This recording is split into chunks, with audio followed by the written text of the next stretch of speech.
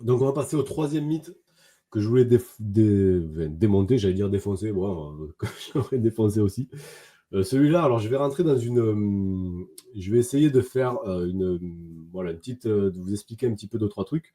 Parce qu'on va parler de métabolisme. Et on va parler de métabolisme qui ralentirait à cause de l'alimentation cétogène, d'accord. Encore une fois, c'est totalement faux. Euh, alors, je vais essayer de vous expliquer un petit peu deux, trois trucs par rapport à tout ça, comment ça fonctionne le métabolisme, d'accord? Comment c'est géré par le corps, d'accord? Parce que c'est bien beau, on en parle beaucoup de ce truc, le métabolisme qui ralentit, qui accélère, etc., etc., mais on ne sait pas vraiment euh, comment notre corps le gère, tu vois, par quelle partie de notre corps c'est géré.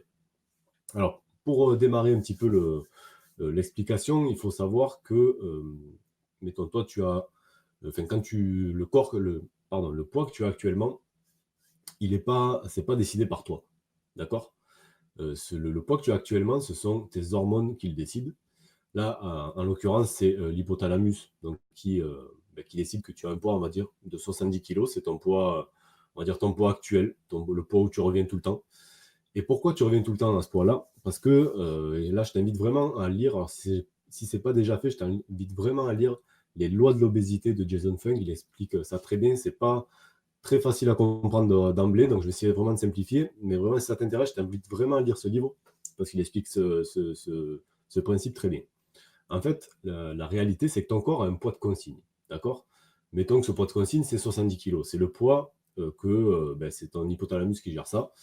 Et en gros, lui, son but, ça va être de faire en sorte que tu reviennes à ce poids systématiquement. Si tu prends du poids, il va en fait réduire ton appétit, augmenter ton métabolisme pour que tu reviennes aux 70 kilos. Si tu perds du poids, il va augmenter ton appétit et ralentir ton métabolisme pour que tu remontes à ces 70 kilos.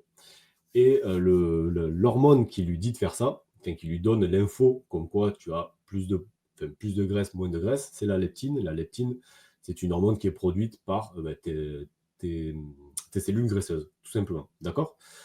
Donc c'est pour ça que quand on suit un régime classique, riche en glucides, pauvre en graisse, tu vois, le truc qu'on a tous suivi, le problème avec ça, c'est que, vous l'avez toutes vécu, c'est sûr, tu vois, tu as perdu du poids et en fait, tu sais pas pourquoi. Il arrive un moment, tu as la volonté, c'est plus possible, tu n'arrives plus à suivre ton truc et le poids remonte et tu continues à manger, à manger, à manger. Enfin, tu vois, d'un coup, tu as trop faim, d'un coup, tu craques et tu remontes à ton poids de consigne.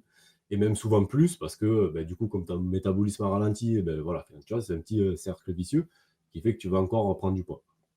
Et en fait, il faut savoir une chose, vu que c'est géré par tes hormones, d'accord, tu n'as absolument aucune même mise sur tout ça. Toi, tu crois que pour toi, tu dis, ouais, c'est parce que j'ai pas de volonté. Mais c'est pas une question de volonté, c'est juste que tes hormones, elles te font faire des choses sans que toi, tu aies la même mise sur ça. Tu t'en rends même pas compte, tu vois, d'accord? Tes hormones, elles sont trop puissantes, si tu veux. Quand elles te donnent, elles t'ordonnent de faire un truc, entre guillemets, tu vois, tu peux pas lutter. C'est pas possible. D'accord. Donc voilà, ça c'est un truc vraiment à comprendre. Euh, Quand voilà, tu suivais tes régimes à l'époque qui fonctionnaient pas, mais tu sais que tu perdais quand même quelques kilos et puis que tu craquais au bout de 3 semaines, un mois, je sais pas, et que tu reprenais ton poids, c'était pas une question de volonté. C'est une question d'hormones, tout simplement. Et tu peux pas lutter contre elle. D'accord. Donc déjà, ça c'est un truc pour t'enlever un petit peu de culpabilité.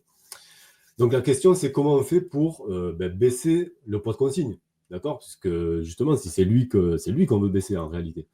Et là, toujours d'après le livre de Jason Fung, c'est les lois de l'obésité, Sophie. Ou code d'obésité, il en a fait deux. Enfin, le dernier qu'il a ressorti en réédition, c'est les lois de l'obésité. Et donc, ce poids de consigne, le niveau de ce poids de consigne est en corrélation directe avec tes taux d'insuline, d'accord? Plus tu vas avoir des taux d'insuline hauts pendant le plus longtemps, plus ce poids de consigne va monter. D'accord. C'est d'ailleurs un des cas, enfin, une des raisons de l'obésité d'ailleurs. En revanche, si tu as des taux d'insuline bas en permanence pendant une certaine période, petit à petit, ce poids de consigne va baisser. D'accord. Et c'est pour ça que quand on fait du jeûne intermittent, quand on fait de l'alimentation cétogène, quand on combine les deux, on a toujours des niveaux d'insuline très bas. Du coup, ce poids de consigne, il va baisser petit à petit. OK.